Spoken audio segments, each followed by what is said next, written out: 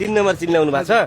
अनि प्याज आलु प्याज सरब होइन घरको लागि हो हजुर ए भन्सार तिर्नु भयो त हजुर कति तिर्नु भयो भन्सार 217 रुपियाँ 217 रुपियाँ कतिको सामान ल्याउनु भएको थियो हजुरले 3000 को 3000 को सामान ल्याउनु भएको थियो 217 रुपियाँ हजुर जुन तपाईँले चाहिँ 15 किलो चिनी ल्याउनु भयो हजुर अनि त्यसपछि कति 5 किलो ल्याउनु भयो प्याज हजुर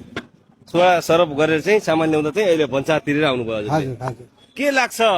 अब पछिल्लो पहिला त यस्तो थिएन त यहाँ छैन नेपाल सरकारको निर्णय कस्तो लाग्यो हजुरलाई नेपाल सरकारले त अब ठुलो बडालाई सुविधा दिएछ सानोलाई त एकदम पेल दियो अब ओ ठुला बडाका लागि चाहिँ सुविधा दिएछ सानोलाई त हामीले त बहुत पेल्यो अहिले हो है दुखी हुनुहुन्छ कि खुसी हुनुहुन्छ हामी त दुखी छौँ अहिले घन्टीमा बोट हालेर हामी गल्ती गरेका छौँ के घन्टीमा बढाएर गल्ती गर्नु हजुर हजुर अझ अब 84 मा पनि हाल्नु पर्यो त अनि अब त नाम लिँदैन हजुर नाम लिँदैन घन्टीमा बोट हाल्नु हाम्रो काङ्ग्रेस र एमाले नै ठिक थियो हो